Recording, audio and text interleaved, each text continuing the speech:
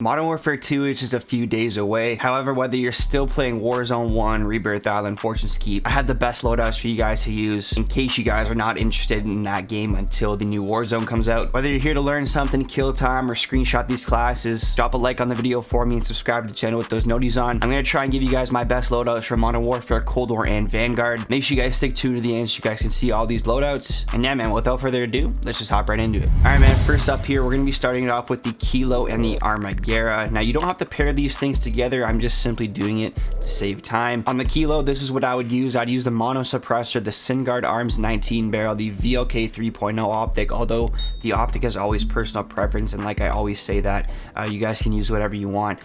The other alternate kind of optic I'd use in here is the Corp Combat Holo sight with the blue dot. But then I got the Commando foregrip on there with the 60 round mag. This is like one of the better guns right now for Modern Warfare. It's good to see some old metal weapons still getting some love. And then of course on the Armaguerra, we got the recoil booster, the Amaretto 550, the slate reflector, the skeletal stock, the skeletal underbarrel, the 55 round mag, the lengthened for the ammunition type, tape grip, hard scope, and quick. I think this is one of, if not the best SMG from Vanguard currently in the game.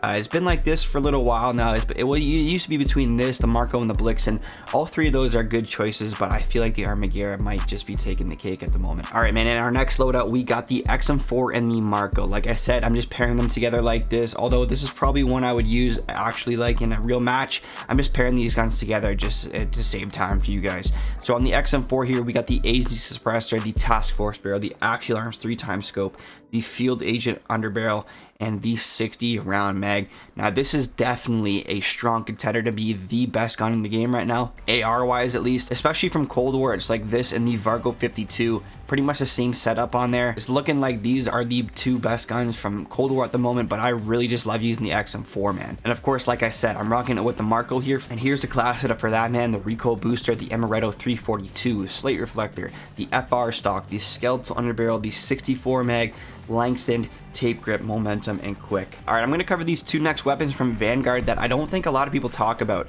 The PPSH, you guys should already know this. I'll cover this one first. This is a hybrid build between the hipfire and the aim down sight build. You know, this thing got nerfed not long ago. I know that. The only change I really made is changing this stock here from the remove stock to the custom stock. This helps out with the recoil control a little bit, and it still is pretty good up close. And then one gun no one is really talking about here is the Nikita AVT assault rifle from Vanguard. This setup right here is actually extremely good on the smaller maps like Rebirth and Fortunes. And one perk that I see really no one talking about is this disable perk. It gives us extra bullet velocity, and then also hitting the enemy legs slows their movement. So if they're rocking Serpentine, pretty good alternative there. And it also makes their screen like flash and glitch out and stuff when you're hitting them. All right, next up, we're going to cover the M4 and the Cold War MP5. Starting off on the M4 here, you can use this build if you really want to. The mono suppressor Corvus barrel, although the M16 barrel is also good. You can either rock the TAC laser or opt in for an optic like the Combat Holo sight or the VLK 3.0 optic. And then I'd rock the Commando foregrip and the 60 mag, but if you guys struggle with the recoil on the M4, you guys can throw in like a Ranger foregrip to help with that recoil control. And then the Cold War MP5 here is one of the best guns in the game that I feel like not a lot of people talk about, to be honest. We got the agency suppressor on there, Tiger Team Spotlight, the Raider stock, the Bruiser grip, and the Standag, and the normal 50 round drum mag on here. I went and used this gun the other day, and I was actually shocked on how good it still was. This used to be a super viable weapon almost like I think a year ago at this point, when the Cold War season was still going on before Vanguard, and I'm surprised no one really gives it as much love as they used to nowadays. Alright, one of the best weapons from Modern Warfare currently is the CX9. Now, it did get buffed not long ago in the update. I have two kind of loadouts you can use. This is like a hybrid aim down sight hipfire build with the MW laser on there, the FR stock, sleight of hand, the 50 round drum, and the Merc foregrip.